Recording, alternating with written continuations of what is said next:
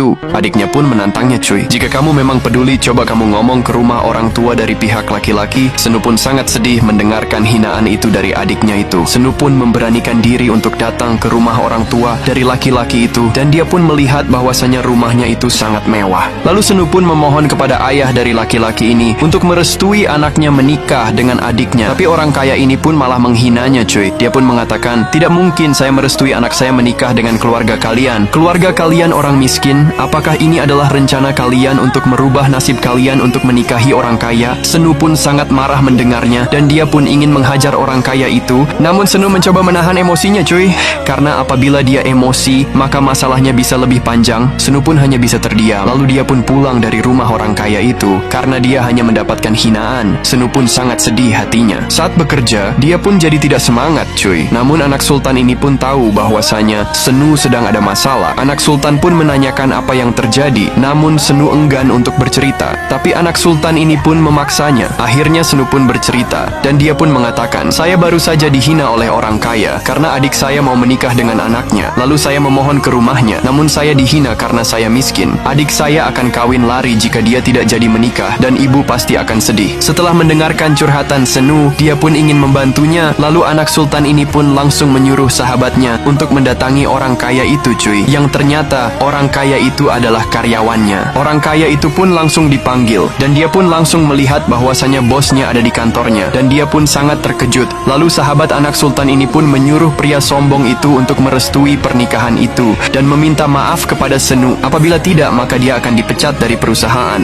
dan seluruh bisnisnya akan digagalkan. Pria sombong ini pun langsung ketakutan cuy. Akhirnya dia pun mengatakan bahwasanya saya akan minta maaf dan merestui pernikahan itu. Gak pakai lama, pria sombong itu pun datang sama keluarganya menemui keluarga Senu. Pria sombong ini pun langsung datangi ibunya Senu. Lalu dia pun langsung menyambutnya. Ibunya pun sangat kaget. Orang kaya ini pun minta izin untuk masuk. Akhirnya ibunya pun langsung mengizinkannya masuk. Lalu dia pun membahas tentang anaknya yang akan segera menikahi putrinya. Anaknya pun bingung mengapa ayahnya tiba-tiba baik. Orang kaya ini pun minta restu kepada ibunya, bahkan sampai memohon kepada ibunya agar anak mereka dinikahkan. Ibunya pun bingung cuy, mengapa orang kaya ini malah bermohon kepadanya. Akhirnya ibunya pun setuju cuy. Lalu orang kaya ini pun mengatakan, terima kasih bu, karena telah merestui pernikahan anak-anak kita. Orang kaya ini pun langsung pergi dari rumah keluarga Senu. Orang kaya ini pun mengatakan kepada gadis itu, bilang sama abangmu, jika aku sudah merestuinya, jangan sampai dia marah lagi. Adiknya pun bingung, mengapa abangnya begitu ditakuti oleh orang kaya itu. Lalu adiknya pun langsung nelpon abangnya cuy, karena adiknya merasa sangat bersalah, selalu menghina abangnya tidak berguna. Adiknya pun sangat berterima kasih kepada abangnya itu, karena abang itu telah membantunya untuk menikah. Senu pun bingung apa yang telah dilakukannya, padahal dia tidak berbuat apa-apa. Lalu dia pun melihat ada mobil yang datang ke rumah anak sultan itu. Ternyata itu orang kaya sombong yang sedang ketakutan.